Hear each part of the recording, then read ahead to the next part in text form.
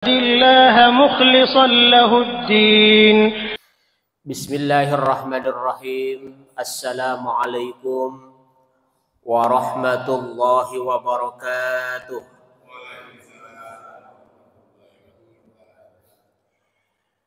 الحمد لله رب العالمين الذي هدانا إلى طريق المستقيم، طريق الأنبياء والمرسلين، طريق العلماء والعاملين، طريق الخلفاء والراشدين، طريق السعداء والفائزين. اتخذ الله إبراهيم خليلا. Jamaah kajian salat maghrib rahimakumullah, kita panjatkan puji dan rasa syukur kita kepada Allah Subhanahu wa taala, Allah yang Maha Ghafur. Alhamdulillah atas nikmatnya di kesempatan malam hari ini kita bisa berkumpul, bersilaturahmi, bermuajahah dalam rangka menghadiri kegiatan kajian rutin setiap Ahad malam. Mudah-mudahan segala amaliyah kita diawali dengan sholat maghrib berjamaah, kemudian dilanjutkan dengan mengikuti kajian ini. Mudah-mudahan menjadikan salah satu wasilah untuk mempermudah mendapatkan kunci masuk ke dalam surga Allah Subhanahu wa taala. Rasulullah mengatakan, "Man salaka tariqan yaltamis fihi ilman, syahalallahu lahu tariqan ilal jannah." Barang siapa yang melangkahkan kaki menuju majlis ilmu, insya Allah, Allah akan mempermudah jalan menuju surganya Allah Subhanahu wa ta'ala. Amin ya rabbal alamin. Salawat serta salam semoga selamanya Allah Subhanahu wa ta'ala selalu mencurah limpahkan kepada baginda kita Rasulullah Muhammad sallallahu alaihi wasallam, kepada keluarganya, para sahabatnya, para pengikutnya sampai akhir zaman kelak. Mudah-mudahan mendapatkan syafaatul udma di yaumil jaza. Amin ya rabbal alamin. Hadirin rahimakumullah, alhamdulillah di malam hari ini kita sudah menginjak materi makalah yang ke-11, memasuki makalah yang ke-11. Bismillahirrahmanirrahim. Wal maqalatul hadiyata asyarah. Adapun makalah yang ke-11, qila li Ibrahim alaihi salam. Suatu hari Nabi Ibrahim ditanya. Apa pertanyaannya? Ibrahim ditanya, li ayyi syai'in ittakhadakallahu khalilan. Apa yang menyebabkan Nabi Ibrahim alaihi salam diberikan gelar Khalilullah? Hadirin rahimakumullah, Nabi Ibrahim adalah salah satu yang diberikan gelar Khalilullah. Nah, Khalilullah apa? Pasti mendengar. Apa artinya? Kekasih Allah. Ibrahim diberikan gelar Khalilullah. Pertanyaannya, siapakah yang memberikan gelar Khalilullah kepada Nabi Ibrahim? Umatnya? Nabi yang lain? Nabi Muhammad?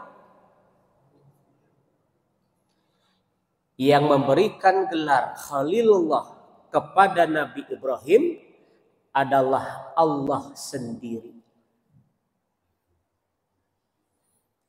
Salah satu nabi yang dicintai Allah, salah satu nabi kekasih Allah yang Allah berikan gelar Khalilullah adalah Allah sendiri yang berikan gelar itu.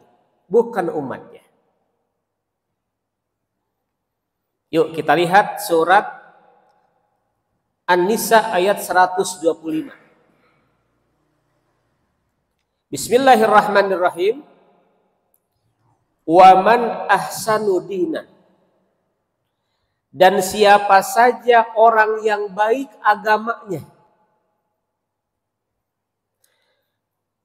mimman aslama wajhahu lillah, dari sebagian orang yang berserah diri wajahnya kepada zat Allah, wa huwa muhsinun, dan dia dalam keadaan muhsin, berbuat kebajikan, wattaba'a millata Ibrahim hanifa, dan mengikuti agama Ibrahim alaihi salam secara hanif, secara lurus, wattakhadahullahu Ibrahim khalila, dan Allah telah menjadikan itulah Ibrahim yang diberikan gelar kekasih Allah. Jadi yang memberikan gelar Ibrahim Khalilullah adalah Allah sendiri, yang termaktub dalam surat An-Nisa ayat 125.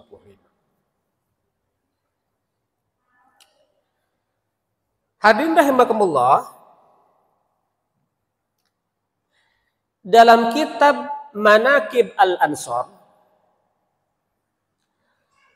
bahwa yang menjadikan Ibrahim sebagai kekasih Allah, kuncinya satu diantaranya adalah loyalitasnya Ibrahim terhadap Allah.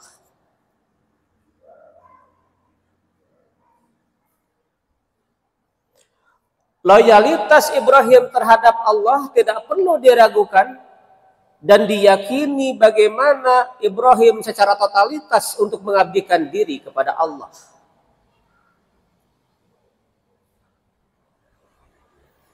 Bahkan, bapak-bapak yang saya hormati, ketika Allah memberikan gelar Khalilullah kepada Ibrahim, malaikat sempat protes. Malaikat sempat protes, yang diwakili oleh malaikat Jibril, protes kepada Allah, "Ya Allah, kenapa Kau Ibrahim berikan gelar Khalilullah? Kenapa Ibrahim diberikan gelar orang atau nabi yang dikasihi oleh Allah?" Kata Jibril, "Bukankah Ibrahim adalah orang yang tersibukkan dengan kekayaannya, orang yang tersibukkan oleh keluarganya?" Ibrahim salah satu nabi yang kaya dan memiliki keluarga yang banyak, sehingga Jibril sempat memberikan alasan kepada Allah, "Kenapa ya Rabb, Ibrahim diberikan gelar Khalilullah? Bukankah dia termasuk orang yang tersibukkan dengan harta kekayaan dan keluarganya?" Apa jawaban Allah? Kata Allah, "Wahai Jibril,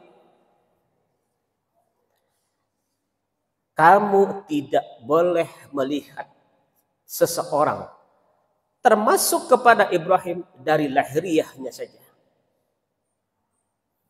Memang betul engkau melihat Ibrahim dengan kesibukan harta kekayaannya yang banyak dan keluarganya yang banyak. Betul, Ibrahim tersibukkan dengan itu semua, tapi engkau jangan pernah melihat lahiriah yang kau lihat tentang aktivitas kegiatan Ibrahim. Tapi kau harus lihat hati dan amal baktinya kepadaku." Subhanallah. Apa filosofinya? Kita tidak boleh melihat orang dari tampilan fisik saja. Seperti halnya Allah menyampaikan kepada Jibril, tidak boleh melihat Ibrahim hanya dari lahiriahnya saja, tapi lihat hati dan amal baktinya kepada Allah. Pelajaran berharga buat kita. Kita tidak boleh melihat, memandang orang dari lahiriahnya saja, tapi lihat hatinya. Kadang kita suka tertipu dengan penampilan.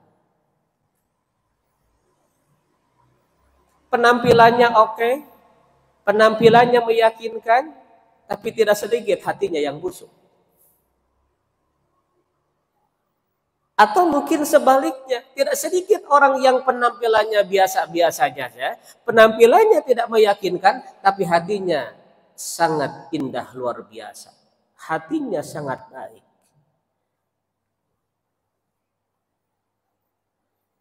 Maka ketika kita menjas seseorang itu baik dan tidak, sekali lagi, walaupun fisik adalah gambaran dari hati, tapi tidak semua bahwa fisik adalah menggambarkan kondisi hati.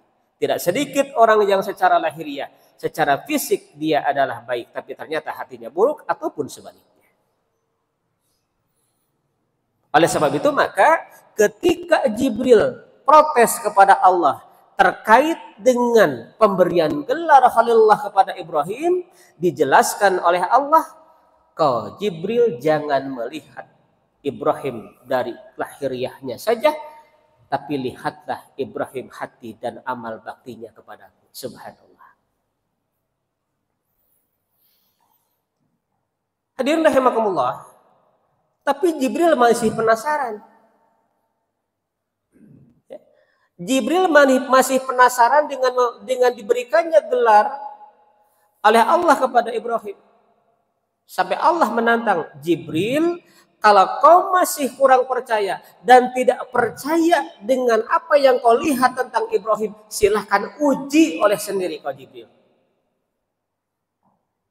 Untuk meyakinkan Jibril tentang Ibrahim, Allah menantang, silahkan Jibril kau uji sendiri tentang keimanan, ketakwaan dan sebagainya yang dimiliki oleh Ibrahim. Sehingga kau tidak melihat Ibrahim hanya dari kesibukan yang bersifat duniawi, dengan kekayaannya yang banyak, keluarganya yang banyak, padahal kau tidak tahu tentang hati dan amal baktinya kepadaku. Akhirnya Jibril menguji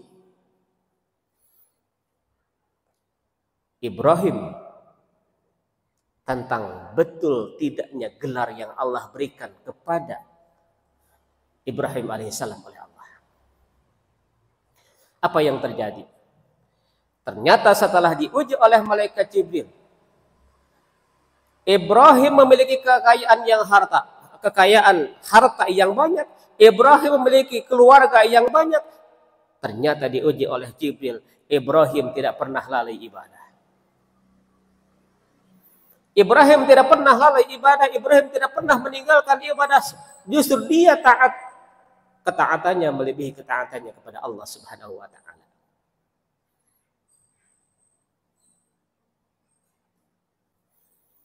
Jadi kalau ada orang yang berharta, kalau ada orang yang kaya, keluarga banyak, kemudian dengan itu didalaikan, maka dia tidak lulus dalam ujiannya untuk mendapatkan kekasih Allah. Tapi bagaimana Ibrahim diuji oleh malaikat Jibril? Ternyata kekayaan, harta dan lain sebagainya, termasuk keluarganya, justru bukan melalaikan ibadah, tapi semakin mendekatkan diri kepada Allah Subhanahu wa taala. Pertanyaannya, bisakah kita seperti itu? Karena tidak sedikit orang yang semakin banyak harta, pangkat, jabatan yang dititipi selama hidup di dunia ini, yang pada ujung-ujungnya akhirnya melalaikan ketaatannya kepada Allah Subhanahu wa taala. Na'udzubillah subhanahu. Hadirin rahimakumullah, kembali. Li ayyi syai'in ittakhadhakallahu khalila. Apa yang menyebabkan bahwa Ibrahim diberikan gelar Khalilullah? Dalam kitab Nasaihul Ibad, makalah yang ke-11 dijawab. Ada 3 yang menyebabkan Ibrahim diberikan gelar Khalilullah oleh Allah Subhanahu wa taala. Yang pertama,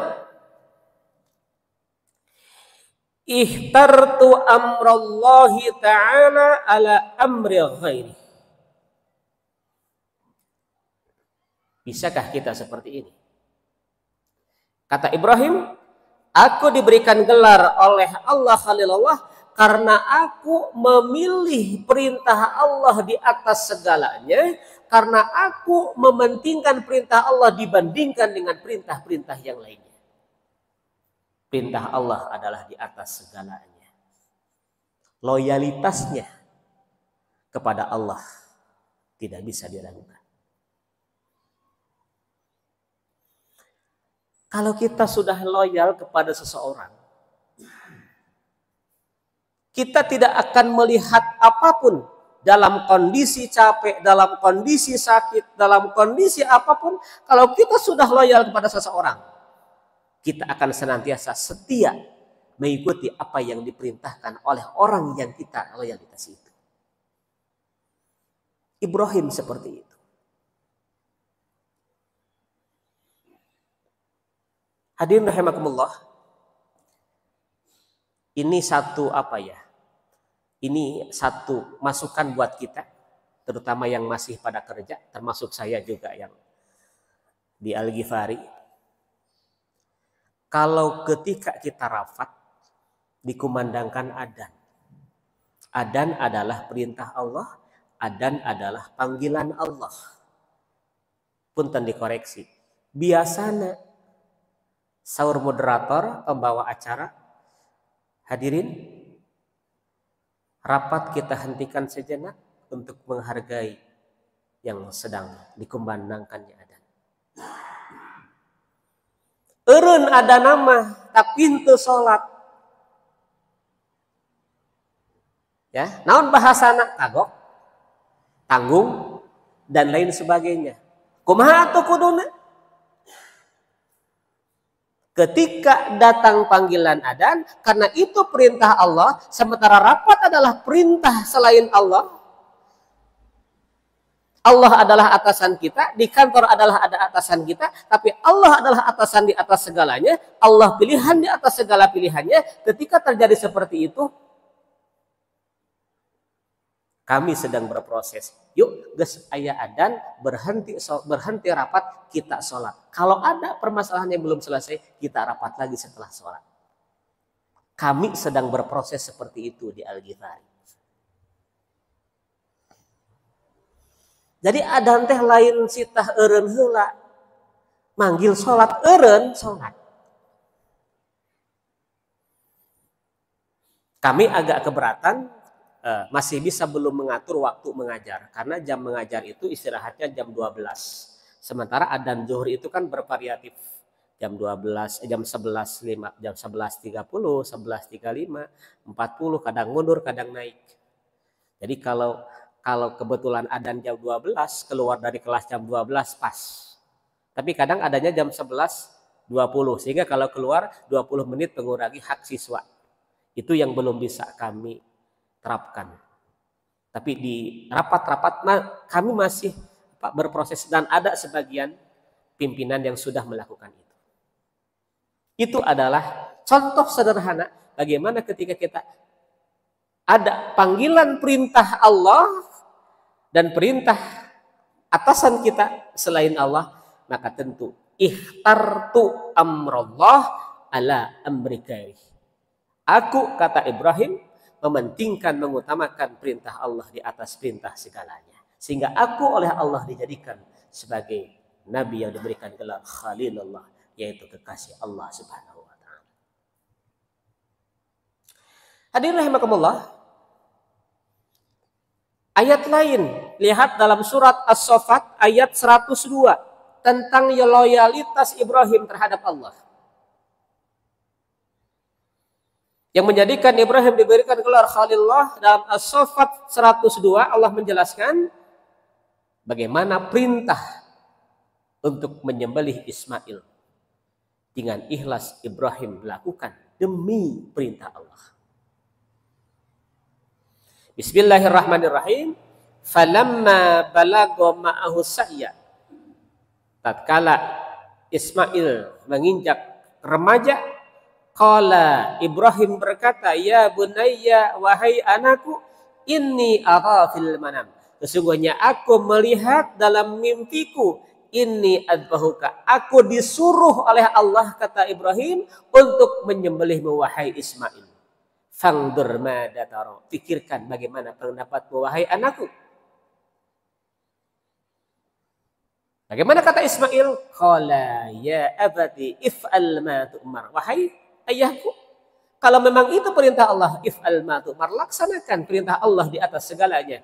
Satajiduni insyaallah minas sabirin, insyaallah kau termasuk, akan didapati termasuk orang-orang yang sabar. Itu yang pertama, yang menjadikan Ibrahim sebagai Khalilullah. Yang kedua, jawaban Ibrahim ketika ditanya kenapa Allah memberikan gelar Khalilullah, wa mah tamantu bima takaffalallahu finar rizki.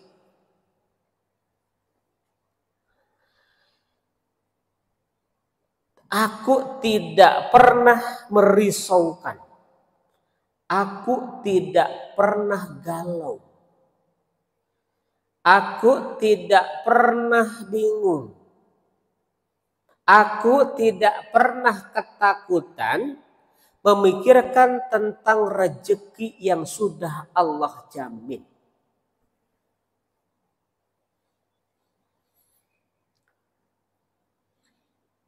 Jadi ternyata sudah dijamin oleh Allah. Rezeki itu sudah dijamin oleh Allah. Cek saha, cek Allah. Kita lihat ayat Qur'annya. Sehingga Ibrahim mengatakan bahwa saya tidak pernah galau. Saya tidak pernah risau terhadap rezeki yang memang sudah Allah janjikan untukku. Yang penting kuncinya adalah bagaimana kita ikhtiar dengan maksimal. Urusan besar kecil sedikit banyak adalah urusan Allah. Yang penting bagaimana kita ikhtiar, dan ada jaminan Allah bahwa setiap kita akan mendapatkan rezeki sesuai dengan apa yang kita dapatkan, sesuai dengan apa yang kita ikhtiarkan. Kita coba lihat ayat Allah. Yang pertama dalam surat Az-Zariyat ayat 51. Innallaha huwa ar-razzaq dzul quwwatil matin. Ini untuk meyakinkan Allah itu yang memberikan rezeki. Jangan pernah kita galau, jangan pernah kita bimbang, jangan pernah kita risau. Innallaha, sesungguhnya Allah, huwa ar-razzaq, Allah adalah zat yang memberikan rezeki. Dzul quwwatil matin, dialah Tuhan Allah yang memiliki kekuatan dan kekokohan. Masa kita masih bimbang? Masa kita masih ragu dan risau terhadap rezeki yang sudah Allah jamin? Yang kedua, lihat surat As-Saba ayat 24. Kul may yarzuqukum minas samawati wal ard. Siapakah zat yang memberikan rezeki kepada kalian, yang memberikan rezeki di bumi dan di langit? Kulillah, jawab, katakan, yang memberikan rezeki di bumi dan di langit adalah Allah Subhanahu wa ta'ala. As-Saba ayat 24. Masih ragu? Jangan pernah ragu dengan apa yang Allah sampaikan dalam Al-Quran. Allah Maha Pemberi rezeki, Allah yang memberikan rezeki.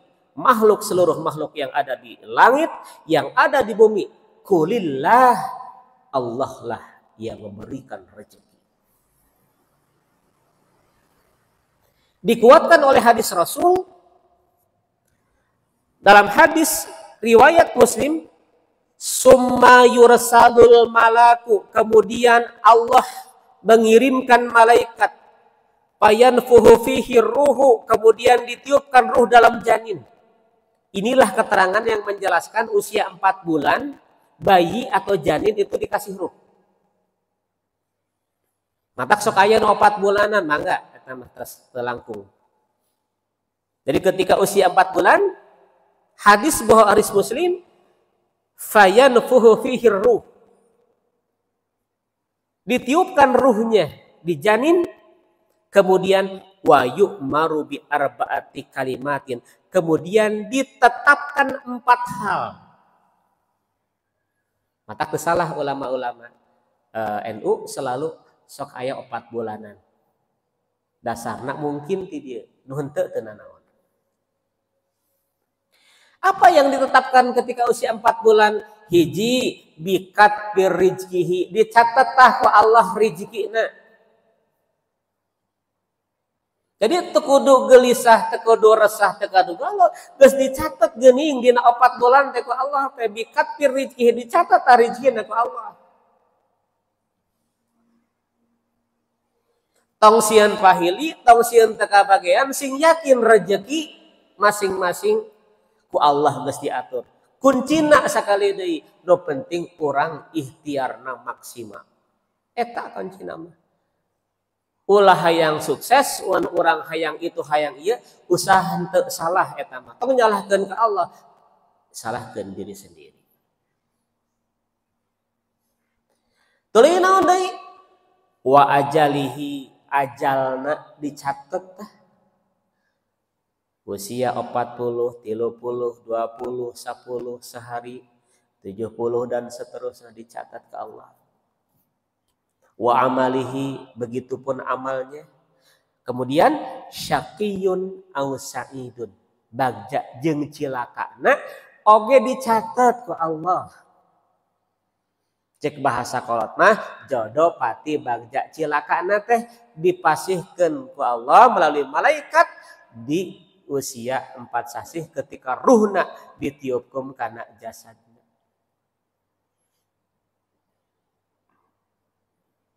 Balik deui. Anu kaduana tidak boleh galau, tidak boleh risau terhadap rezeki yang Allah sudah janjikan. Ayatna jelas, hadisna jelas. Mun sing emut cek ulama rezeki teh aya 2. Anu kahiji aya anu disebut rezeki untuk dimakan.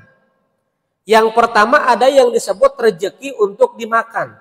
Maaf, rezeki yang bermanfaat untuk badan. Jadi anu kahiji rezeki teh aya anu berbentuk kangge badan urang. Naon contona? Makanan, minuman, manfaatna kangge ka badan urang. Manfaatna kangge badan, makanan, minuman, kendaraan, rumah, dan lain sebagainya. Eta rezeki. Anu kadua mah aya rezeki anu bermanfaat untuk agama.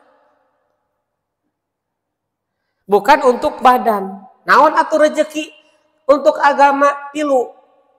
Dalam sarah hadis arba'in aya 3 rezeki anu bermanfaat untuk agama. Naon nu 3 teh? Hiji iman, 2 Islam, 3 ilmu. Eta rezeki. Tina 2 rezeki eta seseueurna jalmi galo karena rezeki anu kahiji, lain galo ku rezeki anu kadua.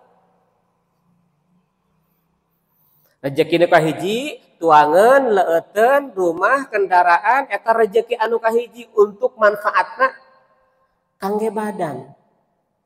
Seseueurna orang risau dengan itu, padahal Allah sudah jamin. Tapi ketika berbicara rezeki yang kedua untuk agama, manfaatna kangge agama, iman, Islam, ilmu, hare-hare, teu pernah merasa hirau, tapi tidak merasa galau dengan rezeki yang kedua. Contoh sederhana. Lamun orang teu boga duit, ya, kalau kita tidak punya uang, tidak punya makanan, banyak hutang dan lain sebagainya, galau kita. Tapi pertanyaannya, pernahkah kita galau ketika kita satu hari kita tidak berjamaah? Pernahkah kita galau ketika kita satu kali tidak tilabul ilmi? Pernahkah kita galau ketika kita tidak pernah tilawatil Quran? Urang balikeun coba. Sabab kekurangan duit, kekurangan harta, kekurangan tuangan, dan kekurangan lain, wajar jalmi galau, wajar jalmi hatena galau, tidak tenang, tidak tentram. Tapi bagaimana bisakah kita ketika satu saat ibadah ada yang kita tinggalkan, risaukah kita? Itu yang harus coba kita benahi. Jadi kembali, yang kedua, orang jarang risau dengan rezeki ini. Nikmat yang paling besar manfaatnya untuk agama adalah nikmat iman dan sakedik jalmi anu untuk mempertahankan hirup belaan ngajual agama.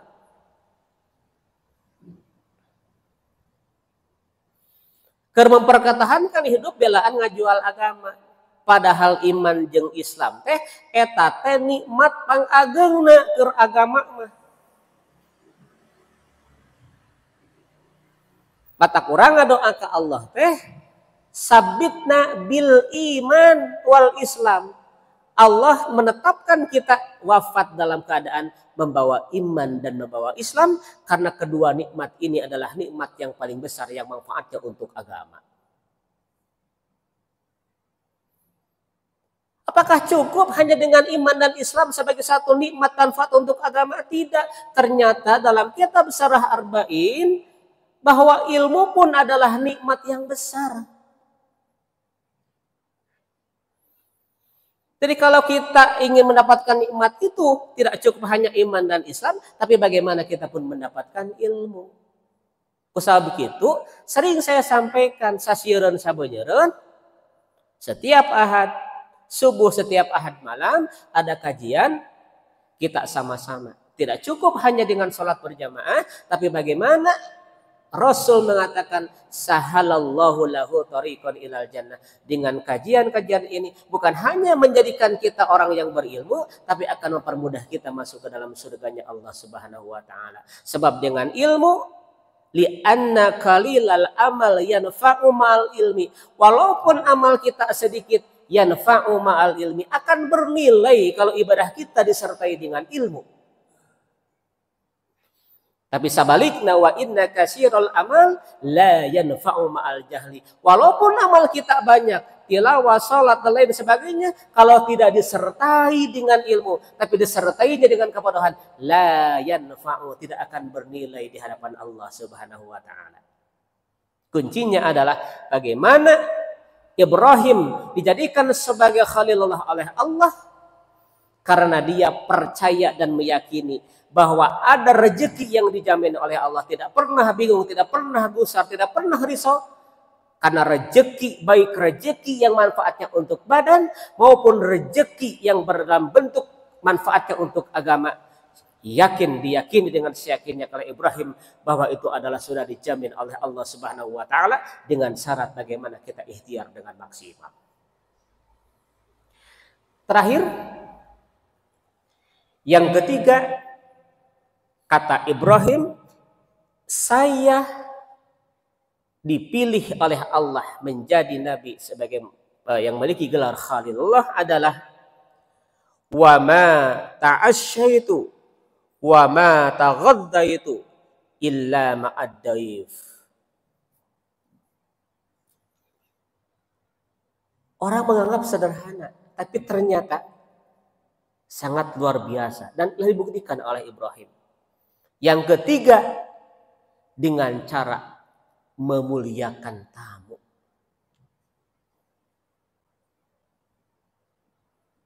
Hadirin rahimakumullah, dalam satu hadis yang diriwayatkan oleh muttafaqun alaih, hadis sahih, Rasul mengatakan, "Man kana yu'minu billahi wal yawmil akhir falyukrim dhaifah." Barang siapa yang beriman kepada Allah dan kepada hari akhir, maka muliakan tamu. Dalam keterangan ini dijelaskan, ruwiya annahu alaihi salam kana yamsi mailan au mailaini li talabin may yaquluhu alaihi salam, bahwa Ibrahim itu senantiasa berjalan mencari tamu sampai 1-2 mil untuk mencari tamu yang bisa makan bersamanya. Subhanallah. Karena memuliakan tamu, Ibrahim adalah diberikan gelar Khalilullah.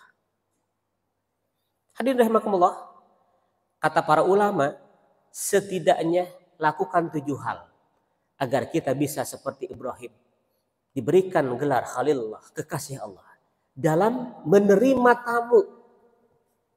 Yang pertama, kata para ulama, adab dalam menerima tamu, pertama ucapkan selamat. Jadi upami aya tamu, mangga linggih. Bahasa eta teh dicontohkan oleh Ibrahim alaihissalam. Mangga linggih wilujeng sumping. Itu satu perkataan yang mudah, tapi tidak semua orang bisa melakukan itu. Ya, jadi yang pertama ucapkan selamat. Mangga linggih, ya, wilujeng sumping. Ya. Yang kedua, sambut dengan senyum. Ya. Jadi lamun aya tamu ka urang, lamun urang nak teu someah, ketika kita bertamu, kita akan merasakan seolah-olah kita teu diaku. Padahal cek Rasul, tabassumu ka ala wajhi ahika laha sedekah. Senyum itu terhadap saudaramu adalah bagian dari sedekah, termasuk katamu. Ya, jadi sambut dengan senyuman. Sederhana tapi termasuk oleh saya, oleh kita, mungkin ini belum bisa kita lakukan semua. Yang ketiga, berpakaian rapih dan sopan. Jadi mun aya tamu teh Pak Agus ulah dikolor gitu. Di kaos sangsang gitu. Apa maksud tujuannya ngehormat ka tamu?